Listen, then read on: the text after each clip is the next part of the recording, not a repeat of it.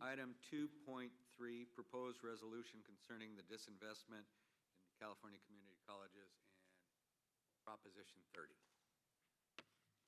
Yes, thank you, Mr. President.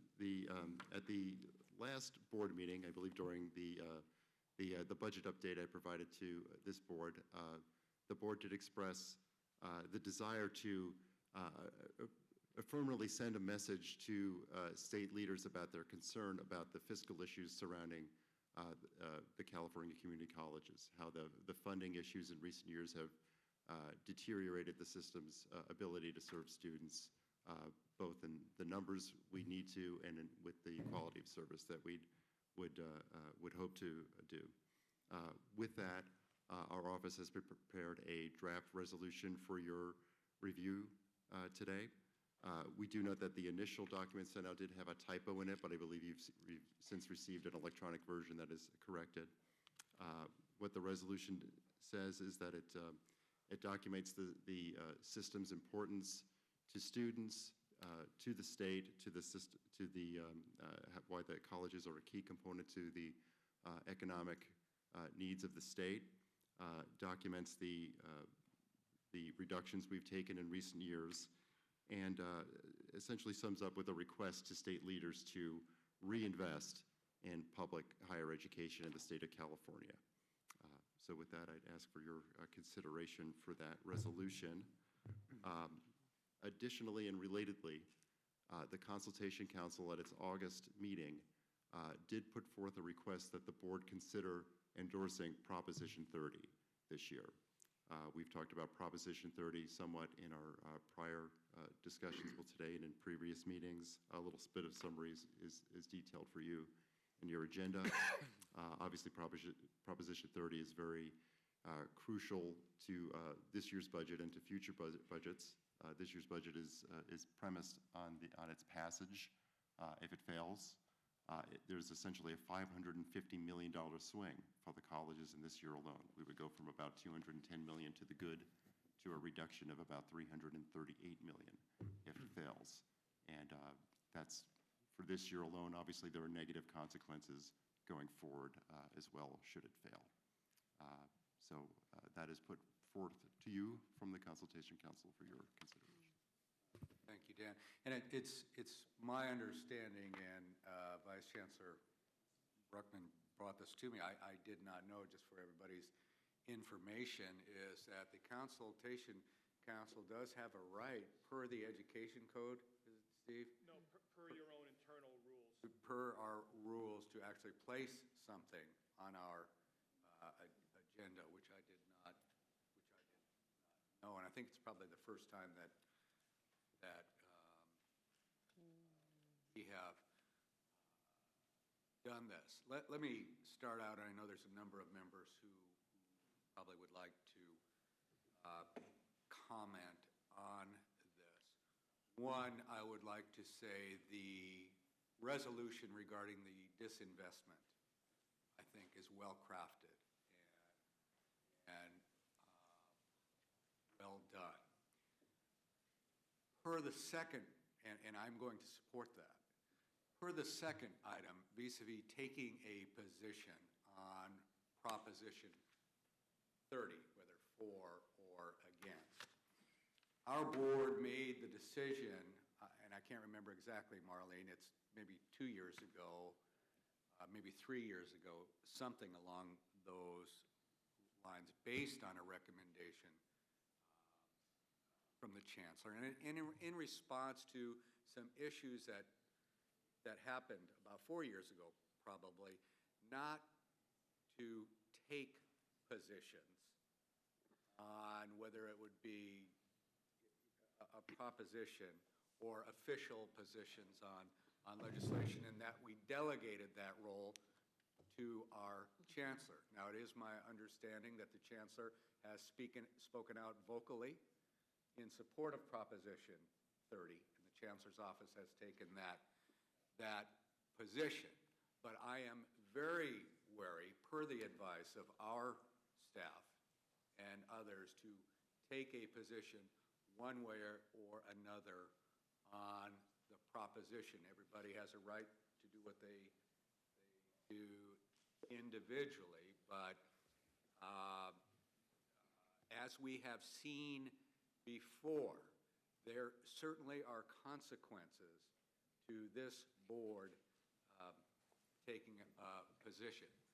So I, for one, can't support that and would abstain from that portion for that reason only, not coming out one way or the other. But I believe it's in the best interest of this board. With that, I'll let others comment. I know Member Reed. Well, I'd like to put it in a historical perspective that this board, prior board, endorsed the DREAM Act. Then, as a consequence of that, a number of our colleagues were not reconfirmed by the Senate. It became very controversial, and so we asked our Vice Chancellor Garcia to come back with a recommendation to the Board of Governors. The Board of Governors decided at that time that in the future we would not take positions on propositions, and we deferred that to the Chancellor and to the Chancellor's Systems Office to take those positions. And certainly Chancellor Scott's done an admirable job of advocating for the passage of this proposition. But I think that we need to be sensitive to what's taken place in the history that's behind this kind of a proposition. So I would ask my colleagues to consider that. I, for one, certainly endorse the resolution, and I may personally endorse the proposition itself, but I don't think this board should take a position on the Proposition 30. Thank you. Member McDougall. I'd like to start by stating most sincerely that I very much appreciate President Himmelstein and Board Member Reed, your positions as you've stated them. However, I feel contrary to that. I'm not sure what the criteria are that should be applied to the board taking a position, but I can't imagine the criteria being any more direct on the well-being of the system than taking a position on Proposition 30. To me, the two criteria would be the directness of the impact of a measure on the system and the scope of that impact on the system. We're passing a resolution about the disinvestment in higher education. We have an action in terms of Proposition 30 that represents an investment in higher education. We're expecting that if Proposition 30 passes, it will mean $210 million to the California community colleges. That is a sizable investment from my perspective. If the measure does not pass, the system will lose $338 million. That is a swing of over $500 million in what is going to be available to serve the system. Given the strength of our commitment to the system, given the potential negative impact of not supporting Proposition 30, I would urge very strongly and would, when it's appropriate, move that our endorsement of Proposition 30 be included for the reasons that I've outlined. Other members have comments. I would just like to ask that we take these as separate votes. Can we do that? That sounds reasonable to me. Anybody object? Any other comment? No, I'll just say for the record, too, I appreciate the resolution, and I'm going to be supportive of it. As a local trustee, we've had this discussion quite a bit. A lot of people will come to us and say, will you endorse this or endorse that? And our agreement has been that it has to have a direct impact on the institution. And we, as a board at the Pasadena City College Area Community College District, did pass a resolution endorsing Prop 30 because of the profound impact it would have on our bottom line and our resources and ability to serve students. So as a trustee and president of that board, that was the lens that I used to make a decision on my support for the resolution. And so does it have a direct, profound impact on your institution? And putting aside whatever other political philosophies I might have. That's how I went about it. Member Ramos? Yeah, well, I think we've all heard two compelling arguments about what we might do with Prop 30. We have the great advantage of having a very seasoned chancellor who understands not only the needs and the realities of our system, having run it very ably for the last several years, but also who has served in elected office and has worked with governors over the past. And I don't want to put you on the spot, Chancellor, but I would appreciate your thoughts and perspective on what you think this board should do in relationship to the proposal on the table. I know that you've always been very honest with us in the past, but you have every reason to be as honest as you can really be in this instance, since you really are effectively on your way out the door. So your most candid appraisal would be welcome in terms of helping me shape a response to two competing proposals on the table. Well, since I am going out the door, I guess I can be candid. I know this is a tough problem, and I think certainly the members Himmelstein and Reed expressed themselves quite well.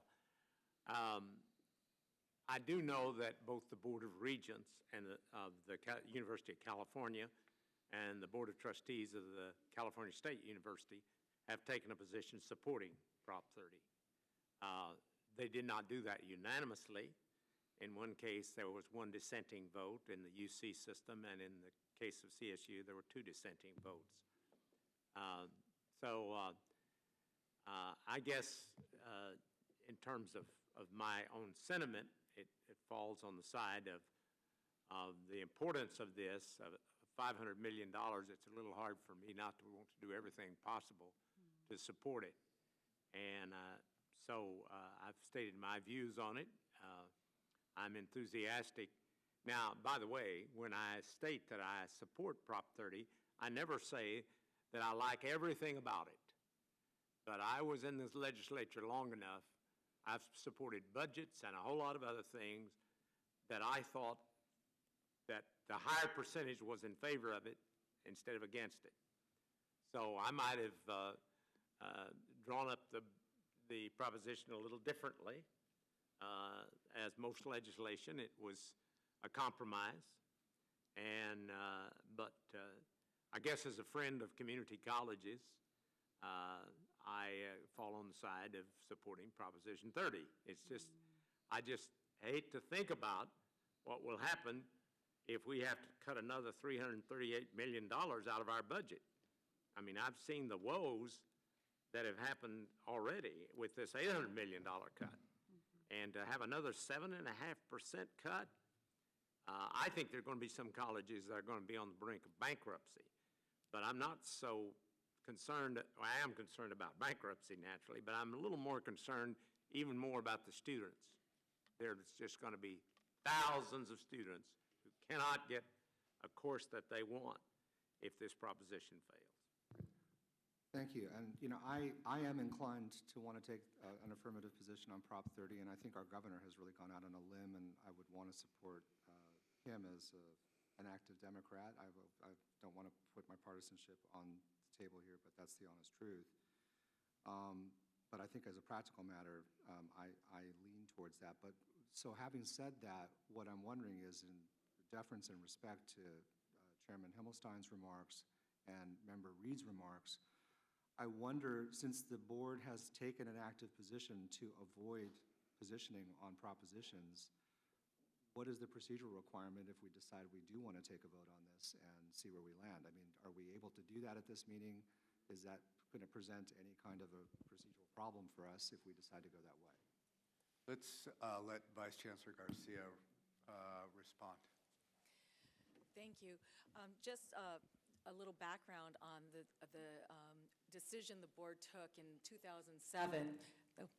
2007 to delegate authority to the Chancellor and Government Relations to take legislative positions. That decision addressed the positions we take on legislation and left and did not necessarily include state initiatives in that particular decision. But I would say that it remains up to you to decide on a case-by-case basis whether an issue rises to the level where you are willing to step in and take a position. But based on the action you took in 2007, you are permitted to if you choose to do so. Member Malumed. I was just going to clarify. So we were going to do a resolution at this meeting anyway. We were not planning on endorsing. And then the Consultation Council, is it correct, this is the first time they've ever asked for something to be on our agenda? Yeah, I cannot recall. Okay. So, you know, it makes me pause because they felt so strongly that they wanted to do this action, and I respect them and want to listen to their concerns. So I just wanted to share. It's a big step on their part, too. Others? So, without a...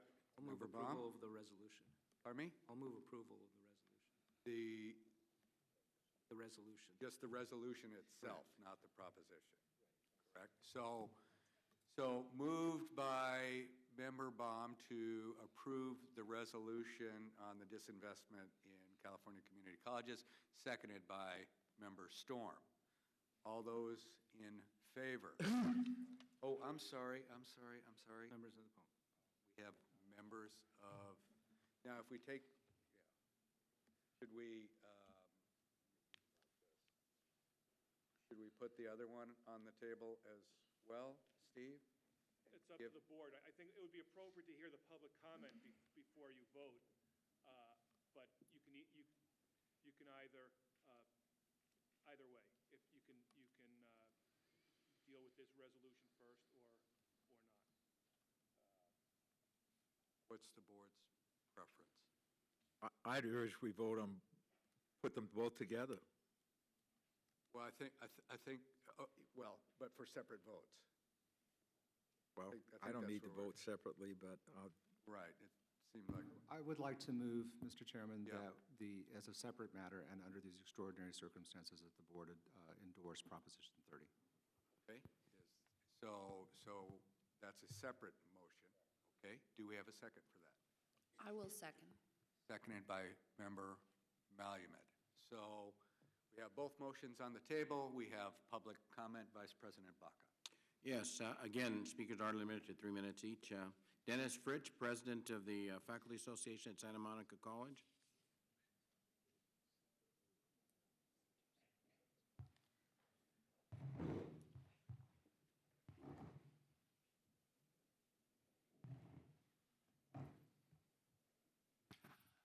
Thank you. Good morning, everyone.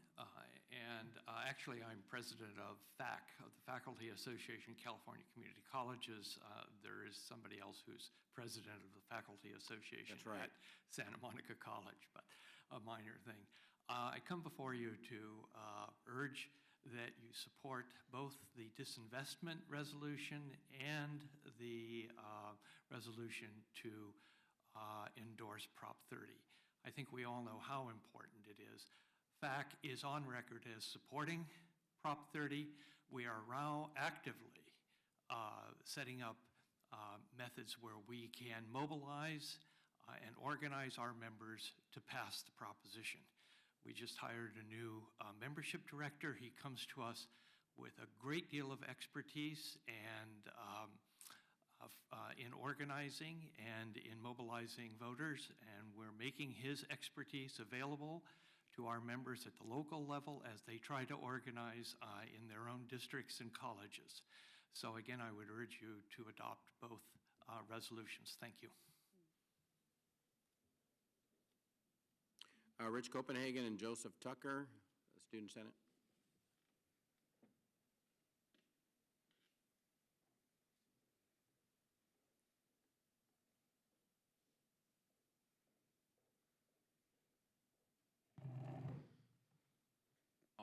pretend to be both of us. One more comment for you, and I appreciate you continually offering the opportunity for members of the public to come speak with you. This is a very, very important issue for the students. In fact, probably the most important thing that we will see all year. And I come to you today to ask each and every one of you to support endorsing Proposition 30. It's very telling that the UC system and the CSU system have some dissent on their board of whether or not to endorse it, even though it's very clearly going to have a significant impact on their ability to serve students and to serve their communities, to serve the businesses of California, and, well, really most importantly, to make sure that they have colleges left. We just heard that there may be colleges on the verge of bankruptcy if this does not pass. And so I really hope that leaving here today, I will be able to say that our Board of Governors was the first one to unanimously endorse Proposition 30. I understand that each of you have a responsibility to your office and a responsibility to your personal career and everything, and make sure that you are continuing to serve our colleges as you do now.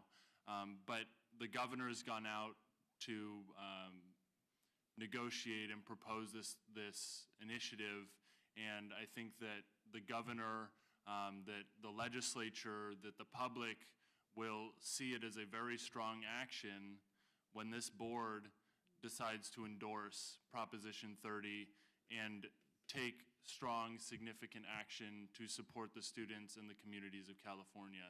Thank you. Carl Friedlander?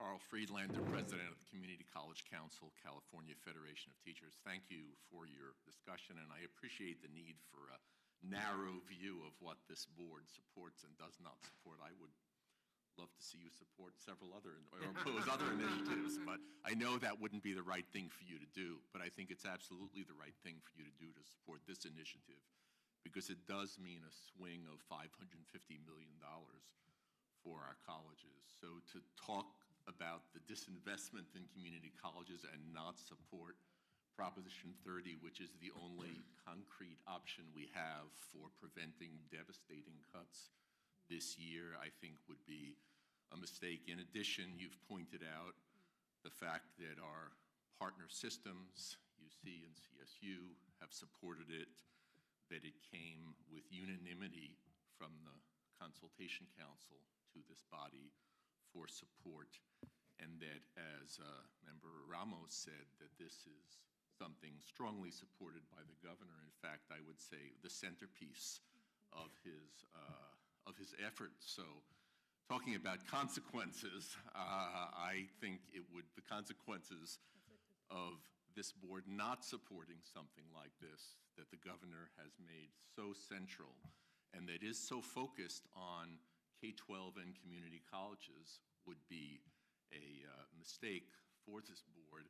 And to me, it's more than the governor and it's more than our partner systems. It's the students and it's the state. I think really the credibility of this board as the representative of the system at this moment depends heavily on this board stepping up and saying that we support Proposition 30 and, you know, everybody working together for its passage, because it's one thing to support it and it's another to actually pass it and ward off cuts, which, as Chancellor Scott said, would be unimaginable. So for all those reasons, I strongly urge that the board support Proposition 30. Thank you. Well, Bruce, UPS.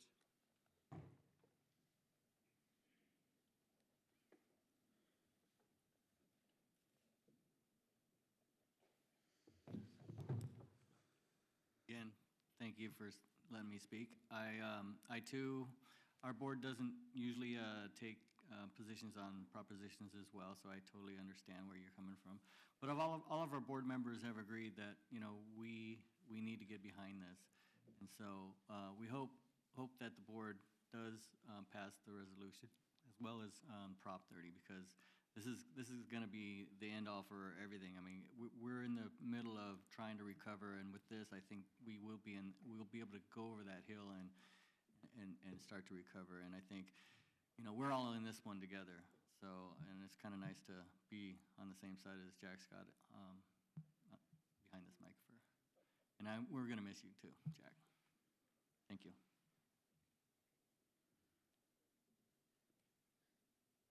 Teresa Tina, CCLC.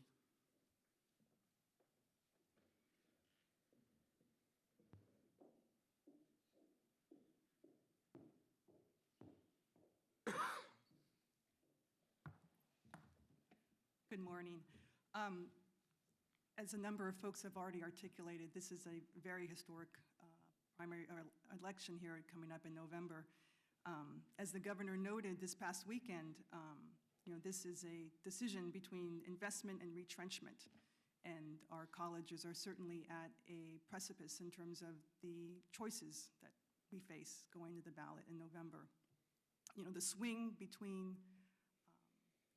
voting for Prop 30 and voting against, for higher ed, it's looking at about $1 billion. The Community College League is a member of the California Coalition for Public Higher Education. This is a bipartisan movement of concerned citizens to safeguard the state's investment in higher education. And to this end, we have embarked upon, along with the colleges, a fundraising goal to contribute to passage of the ballot measure, about $250,000.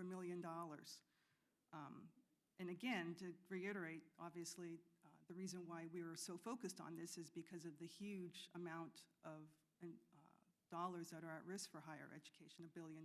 And as has been articulated in your resolution and in comments made previously, this could represent a tremendous disinvestment in educational opportunity for our students, not to mention the severe impact it'll have on operations of our institutions.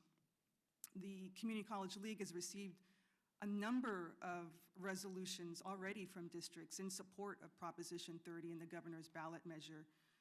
We know of a number of similar resolutions that are being drafted and passed as we speak by academic senates, student organizations, faculty, and classified unions. And I cannot underscore enough how much this would send a strong, united message on the part of the community colleges for the Board of Governors to pass a resolution in support of Prop 30. Thank you. Michelle Pilati, President, Academic Senate.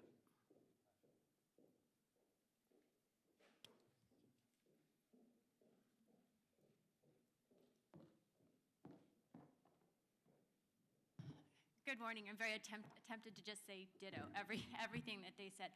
Our executive committee just chose to endorse Proposition 30 this past weekend, following suit of our UC and CSU colleagues. And I would hope that you all would follow suit with your UC and CSU colleagues so that when we send out our messages to local senates about the position that we took, we can share that we have unanimity in the positions across the segments at both the highest level of governance as well as amongst the faculty. Thank you. Those are all the speakers. Thank you.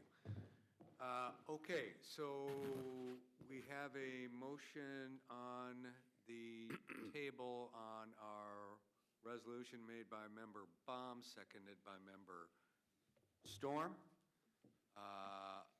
All those in favor, please say aye. Aye. Aye. Aye. Opposed? Resolution passes. With second resolution, or second motion on the table by Member Ramos, seconded by Member Malumed on the Board of Governors supporting Proposition 30. And Jerry, I'm going to ask for a roll call vote.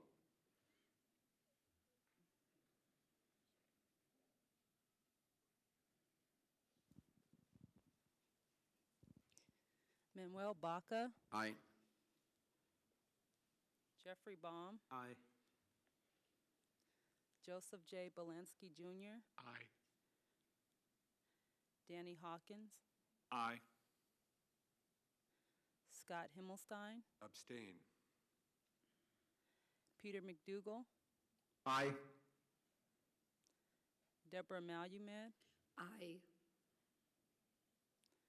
Henry Ramos, Aye. Gary Reed, Jarena Storm, Aye.